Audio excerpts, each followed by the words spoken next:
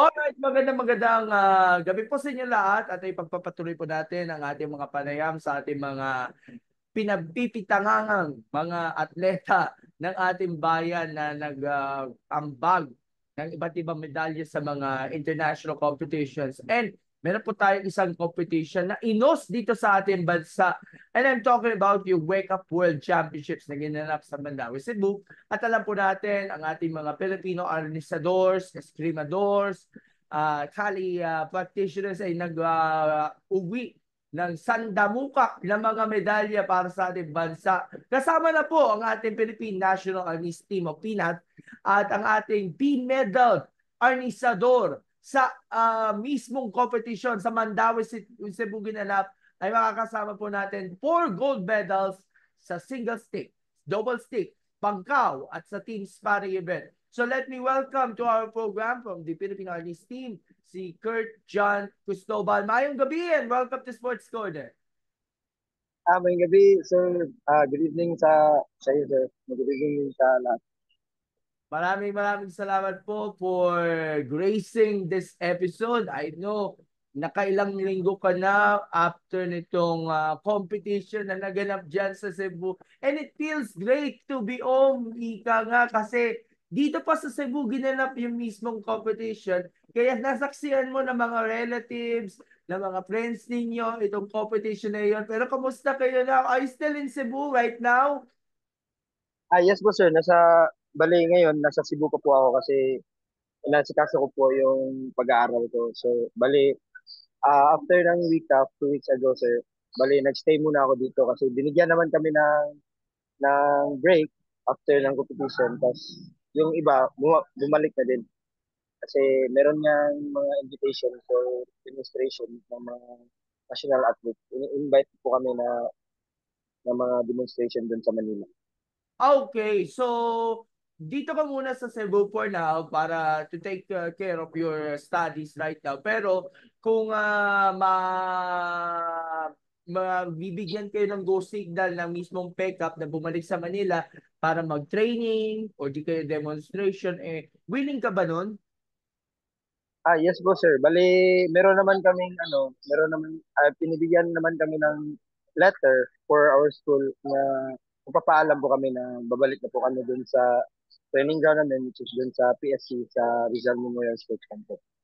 So, suportado naman yung university namin sir. Kasi, bali, ako po, tsaka si Trixie, ay isa lang kami isa lang yung school namin sir. Si Trixie Lofranco, yung ating SEA Games gold medalist. And saan kayo nag-aaral right now? Sa Cebu Normal University po. Sa college. So, pang ilang year ka na? Bali, fourth year na po ako ngayon. At mukhang, Ngayong pasukan. mag-graduate ka, no? Yes po. Oo naman. Graduate naman po. Oo, at God willing, sana makuha mo nga yung diploma na inyong inaasam ninyo. But right now, ang focus na yon is yung earnings career ninyo. At of course, alam ko, ang Cebu, maraming mga homegrown talents pagdating nga sa earnings. Dahil dito nagmula yung 12 pares ni Grandmaster, Supreme Grandmaster Cañete, Sumalangit Lawa. At maraming mga talento gaya ni na Trixie Lofranco, ni Ella Alcoseba, ni Crystal Sapio. I think si Bulambaw ata galing sa Cebu, no?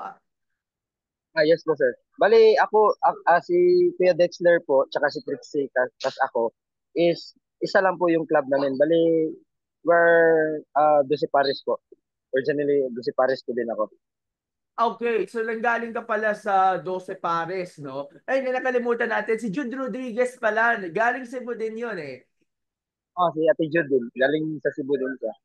Okay. So you're actually originally from 12 Pares. At what age ka nag-umpisa? Paano ba na-discover nyo yung Arnis? Bali, sa akin po, sir, is nung grade 6 po ako, doon na umpisa yung pag-armies ko po, sir. Bali, nung una po, sir, hindi ko po alam kung ano talaga yung armies. Tas, yung guro ko kasi, nag ano siya, nag-coaching siya sa armies. Tapos, parang first time niya din na mag-handle ng sports. Kaya yung ginawa niya, nag-invite siya sa room namin, sa class namin kung sino gusto sumali ng arnis. Tapos sabi ko, ano ba yung arnis? Tapos parang sabi nila na ano daw yung naghawak ng stick, tapos nagpalo-palo. Tapos yun, parang nagustuhan ko na rin. Nag-try out ako, sir. Tapos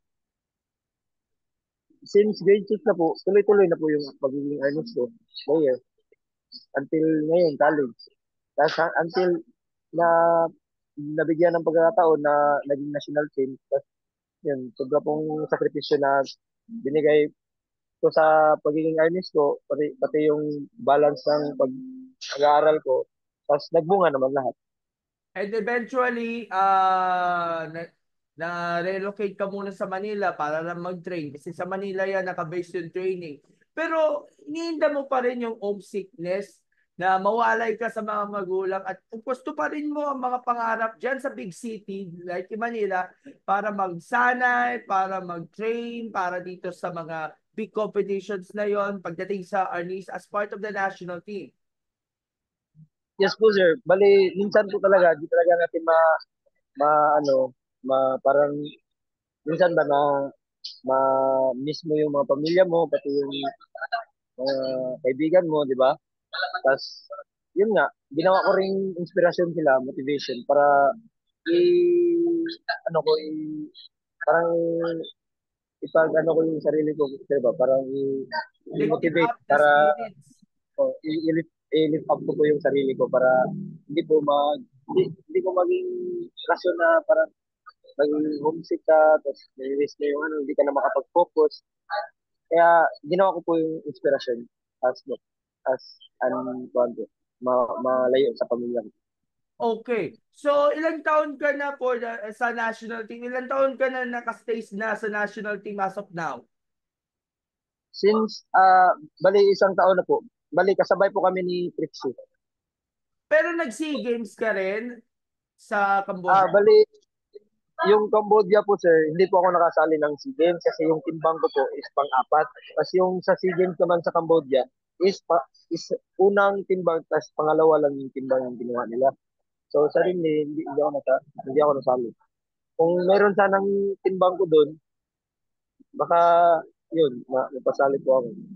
Okay. So, may kinalaman ito sa inyong weight. Kaya nga hindi ka nakasama sa mismong flight papuntang Cambodia para sa SEA Games. So, sayang lang naman yung opportunity na makapag-compete sa SEA Games. Pero meron pang SEA Games sa 2025 sa Cambodia. And I'm sure, baka may sama nila yung Thailand. Panis doon. Bali sa Thailand po yung next SEA Ah, Games. sa Thailand. Okay, okay. Pero siguro igagawa mo yung opportunity na makapag-compete nga sa SEA Games finally after a failed attempt nga na makasama doon sa Cambodia, no? Oo nga eh.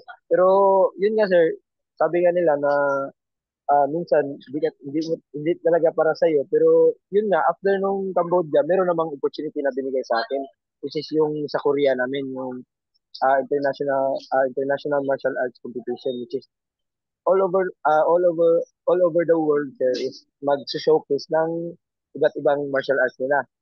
So yun nga nung after ng Cambodia, which is May, sa August na nasama naman ako sa Korea, sa IMAC namin. Ay, naalala ko tuloy, isa ka sa mga nag-perform nga dito at nag-uwi na rin ng medalya nga dyan sa Korea competition and even si Jude Rodriguez nga nanalo din ng iba't ibang mga medals doon. Pero that was last year. Pero for this year, sumabak kayo sa mga iba't ibang mga competitions. Dalawang major competitions kaagad ang pinag-aandaan ninyo. Una ay ang PECAP National Open na pinuntahan ko dyan sa may Rizal Memorial Coliseum, and then afterwards yung Wake Up World Championships dyan sa Mandawi City, Cebu, which is considered one of the sabihin natin artist capitals natin sa buong Visayas region. Pero pagdating niya sa dalawang competitions, ano ba yung training program na binigay sa inyo ng coaches? Gaano ka ba kahanda para sa competition? At nakita mo sa sarili mo na pwede kang ipagtapat doon sa mga kapwa natin Pinoy. And pagdating sa wake up, alam natin, may mga bisita tayo, mga foreign FMA experts na pumunta para at least makapaglaban ka. Yes po sir. Bali, ginawa ng coach namin, binigay talaga nila ang lahat ng makakaya na like yung grabe yung puyat ng training namin. Ako nga sir, nung pagbalik ko sa Manila, yung preparation namin sa National Open, yung dun sa WICAF, mga 3 days after sa training namin, binigay ko talaga lahat yung best ko during training. Whole day ako nag-training para lang kasi kulang nga yung month or ay isang buwan lang siguro yung training namin or mga hindi abot ng month. Pero yun nga sir, nagkasakit ako, mga 2 days ako nagkasakit before before before ng laro. Yun, parang nagbunga naman sir after ng laro. Pero ibig sabihin nga, na-overcome ninyo yung sakit, nagkaroon ka ng konting karamdaman, pero iniiwasan nyo rin yung matamaan ka ng injury pagdating nga sa mismong competition. Nag-iingat-ingat ka lang, Kurt. Yes po sir, bali yan din yung pinaka ayaw namin na mag-injury yung ano namin, yung kahit mga sa ankle injury or sa kamay kasi yun nga yung pinaka-importante sa lahat eh. And of course, sa mental aspect, mental mindset, mental toughness, paano nyo siguro pinag-aandahan ng gusto ito? Lalo na napipil mo talaga yung pressure, lalo na sa mismong laban na yun. Para sa akin sir, yung mental ano ko, ah ano ko talaga, minimotivate ko yung sarili ko na kahit ano mang mangyari, gawa, ano ko talaga yung best ko. Para, yun nga, kasi sabi nga nila na kami yung pinaghahandaan ng iba kasi kami nga yung national team, which is kami yung pinakamalakas sa sa Philippines.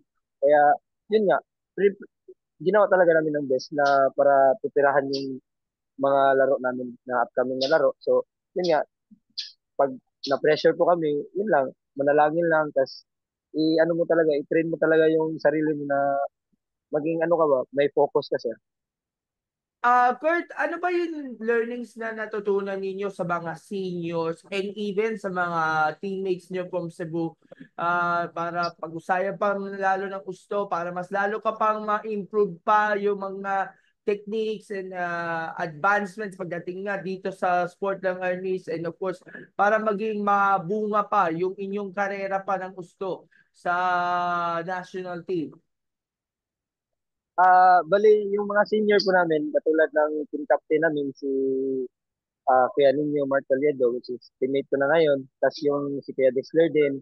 Bali, yun nga, kapag may makita silang na mga mali sa galaw namin, yun, binibigyan kami ng advice kung paano gawin, ganyan, ganito. Tas, yun nga, na ano ko naman, na nagawa ko naman yung mga advice na binibigay nila sa akin. Kaya malaking pasasalamat ko sa mga senior namin doon sa Pinat din. Tapos Bago pati po sa coach. Oo, at napaka-importante rin yung nakukuha niyong advice at mga natutunan niyo galing sa coach. Alam ko, ang coach niyo yun, si Coach Richardson, no? Bali ngayon po, sa hindi na po siya yung head coach namin ngayon. Sino yung coach niyo yun? Para ma-recognize natin.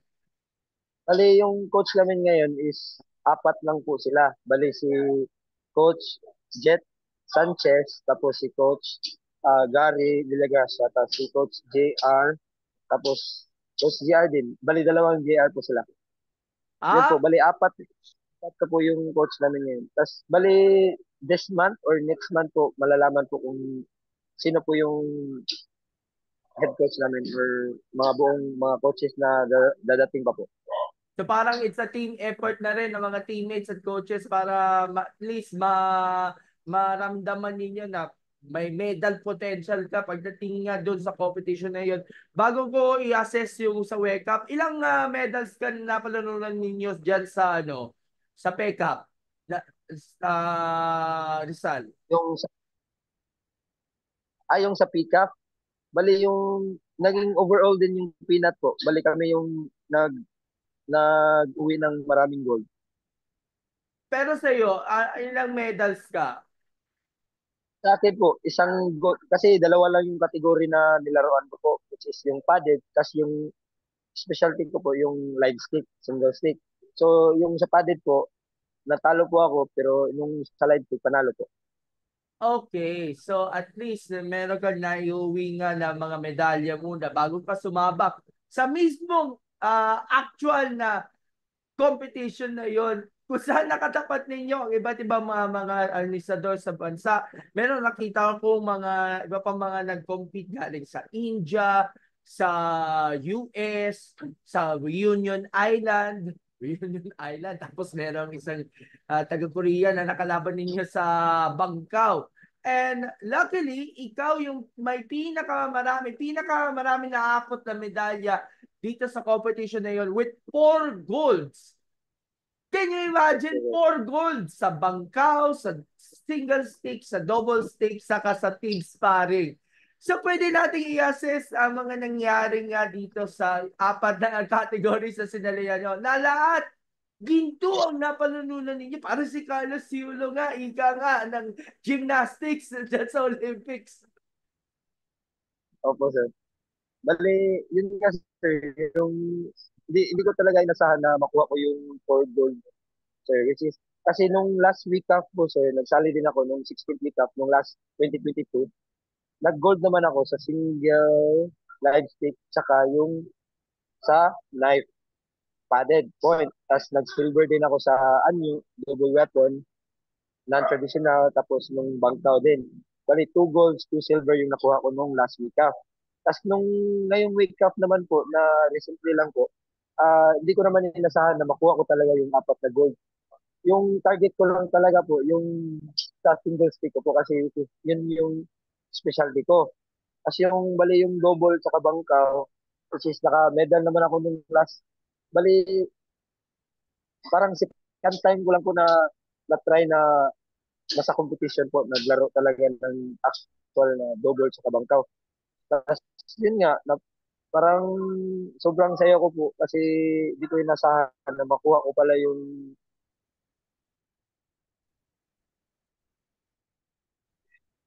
ginto sa during that time na hindi magaling kasi yun din yung malalakas sa ibang lugar nila eh.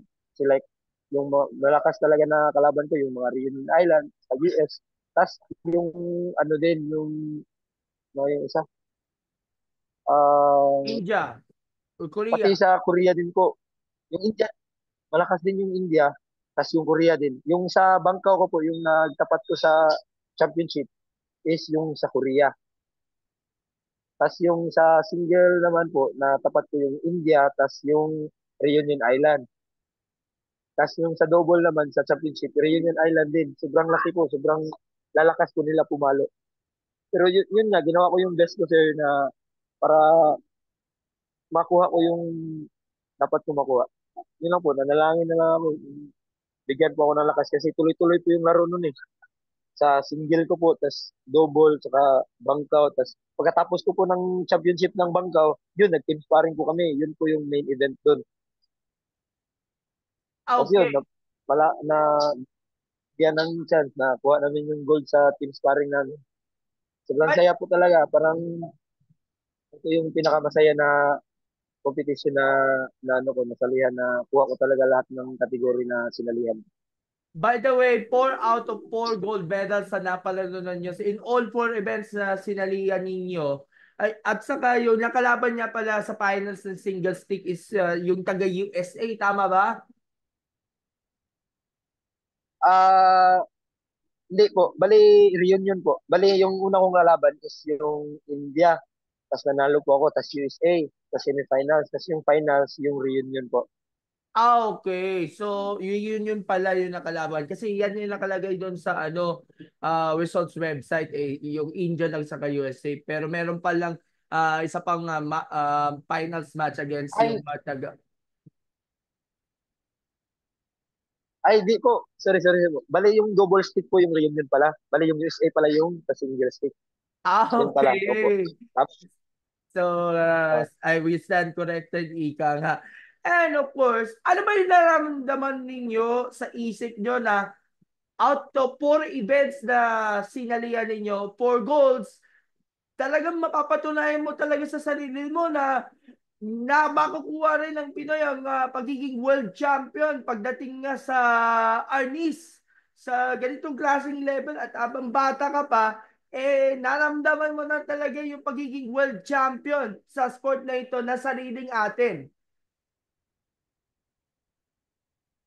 Opo, bali yung ano talaga, yung pangarap ko talaga before ako naglaro ng world part ng national team, tapos yung maging world champion. Yun nga, nakuha ko naman nung last week off po. And then ngayon, hindi ko talaga inasahan din na parang sa isip ko po talaga nung before that game, before the competition, like kulang talaga yung preparation ko noon kasi yun nga, sobrang sobrang busy po ng pangyayari noon. At yun, yun lang talaga. Ginawa ko talaga yung best ko. Tapos nag-pray din ako na sana bigyan po ako ng lakas during fight saka after fight para makuha ko talaga kung ano yung deserving ko po. Tapos yun naman, binigay talaga ni God sa akin yung nararapat. Tapos yun, sobrang saya ko po. Pati ng pamilya ko. Kasi nandun din yung mga pamilya ko. Sir. Pero yung 4 gold medal victory nga, Kurt, ay simula pa lang yan na mas mahaba pang process para maging isang ganap na world champion. At natupad na rin dito sa mismong competition.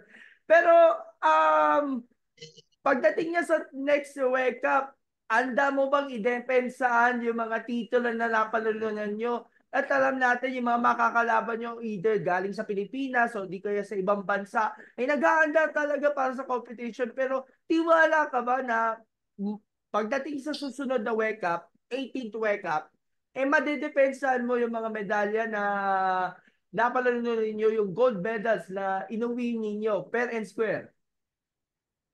Oo naman sir, gagawin talaga namin yung best namin na during preparation, pati sa laro din namin na madidepensahan namin kasi yun nga, parang ano mo na lang, ano mo yan eh, parang sa sarili mo yan eh, achievement mo yan na ma-defend mo yung title mo being a world champion like nakita ko talaga ito ito kasi yung nakikita ko sir, katulad ng boxing, di ba? May sa professional sobrang saya. Ganun pala yung feeling na madidepensahan mo yung pagiging world champion mo. Kaya yun nga, sa next week up po, paghahandaan ko po, tas gawin ko talaga yung best ko na madepensahan ko po yung title ko po. Ano ba yung sinabi ng inyong mga kamag-anak, yung mga parents mo, and of course yung relatives, nilalaman na 4 division world champion ka na ng anis?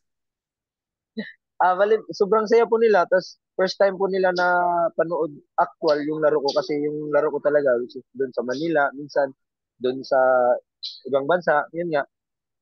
Parang yung nanay ko po at tatay ko parang di po sila makapagpaniwala na ganun pala yung ano ba pangyayari ng sa laro namin. Like, tuloy-tuloy po parang sabi ng nanay ko na ano ba yan? Bakit ganun? Ganyan. Bakit tuloy-tuloy? Sabi, tas in-explain ko naman sa kanila na ganun yung laro namin. Ganun po. Di po namin alam kung eh, ah, sabay-sabay ba o hindi. Ganun. Tas yun nga, parang na star shock po sila na ganun pala yung pangyayari. Tas sobrang saya po nila kasi yun nga, nanalo tayo. Tas nandun din sila, naka-witness din sila kung paano, ano yung nangyari sa competition ko.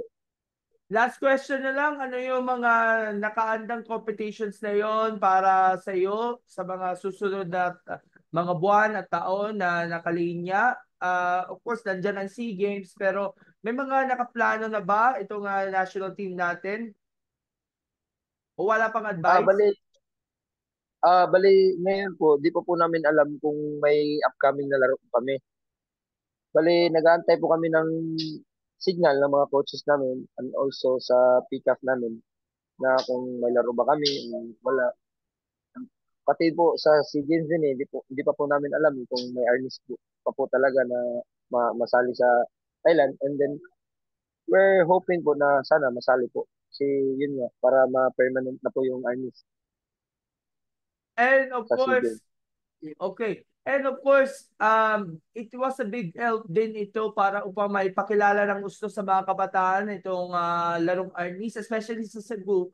Dahil of course, maganda ang kanilang grassroots program pagdating niya sa sport na ito. Of course, yung mga kabataan natin ay sobrang na-inspired sila sa inyong 4 gold medal victory dyan sa Wake Up World Championships. Anong nararamdaman ninyo na makita ninyo yung mga kabataan na nagsisikap, na magsanay, and of course, balang araw in the future, in the process, sana nila matupad yung kanilang dreams and aspirations na maging world champion someday. And of course, makapaglipad abroad pag may competition or yung mga ibang bagay na may kinalaman sa national team natin. If makakaselect ka. Sobrang saya naman po kasi yun nga, minsan may mga bata na lumalapit sa atin na idol po tayo, tas naging ano, sobrang saya ko po ba kasi ginawa nila akong inspirasyon, tas yun nga, nagbibigay din tayo ng advice, lalo na kasi yun nga, galing po ako sa grassroots po talaga nung since pagsali ko talaga ng armies, tas nung nakuha po ko ng grassroots, yun, nakalaro po ako ng Batang Pinoy, nakalaro din ako ng mga iba't ibang national na laro sa sa school, ganun. Tapos yun nga, parang sobrang saya po. Kaya nga kinuha ko po yung course na ano ko po yung degree program na kinuha ko is yung Bachelor of Physical Education. Kaya kasi gusto ko pong mag-give back po soon sa mga new generation na maging katulad po sa amin na maging world champion or someday ganun ganyan. Yun nga sir, gusto ko rin makatulong sa mga new generation natin para hindi kasi natin alam sir kung kailan yung pagiging atleta natin, di ba? So, kaya kinuha ko yung education para makatulong din soon sa mga upcoming na mga bata. Sabi nga natin, hindi abang buhay talaga yung pagiging atleta ninyo at of course, balang araw magre-retiro pa rin at mag-save up sa mga future goals ninyo. Pero outside the parties, ano yung gusto nyong matataaking profession balang araw outside the parties or tutulong ka pa rin kahit coach ka pa rin, coach ka ng isang club sa Cebu and of course para makapag-contribute niya sa grassroots program at sa tremendous growth niya ng Arnis dyan sa lugar ninyo sa Cebu. Yes po sir, bali siguro lifetime na po yung pagiging organisador. Kung matapos man yung pagiging atleta ko sa organisador, yun nga, di natin alam na pala rin na maging coach. Yun po sir, yun po yung gagawin ko po. Like, i-ano ko talaga yung armies. Hindi lang sa dito sa Cebu, which is pati rin sa buong bansa natin at iba't ibang bansa. And once again, congratulations to you, Kurt. And of course, thank you sa pagtanggap nyo ng invite sa amin na makasama ka namin dito sa ating panayam, sa ating Sports Corner PH at nararamdaman natin yung bigat ng responsibilidad mo bilang world champion niya ng Arnis at sana makita lang namin na may depensa ninyo ang corona and maybe someday yung mga bata natin ay mag-take up ng Arnis at ulos. Baka may susunod na mga Kurt John Cristobal o Trixie Lofranco, LR Joseba, lahat ng mga inaangahan natin mga Arnis champions mula sa Pilipinas, mula po sa sport na galing sa atin and of course, sariling atin yan dahil of course, pinagmamalaki natin yan yung Arnis. So, Kurt, ang inyong uling mensahe, pasasalamat sa lahat ng mga taga-suporta ninyo, especially sa ating mga relatives, friends, family, and even the PECAP na todo suporta sa inyong journey nyo sa national team. Bali po, thank you po din sir sa opportunity na maging ano din sa programa nito. So, nagpapasalamat po ako sa number one yung si Senator Mig Siguro kasi siya pong number one na suporta sa amin sa Pinat and also kay Sir Dave yung sa PICAF din at si Sir Meriel. Nagpapasalamat po kami sa kanila at also po sa mga coaches namin at sa mga teammate and also sa mga sumusuporta sa amin. Maraming salamat po sa inyo, pati yung pamilya ko rin. Sobrang salamat po talaga dahil yun nga, sinusuportahan nila ako kung ano yung gusto ko. Tas pati yung mga friends ko po. Tas also yung teammate ko sa Cebu. And also sa Joseph Paris family. Maraming salamat po talaga sa inyo. Okay, so mag-thumbs up po tayo para sa ating picture natin. In one, Yes. two, three.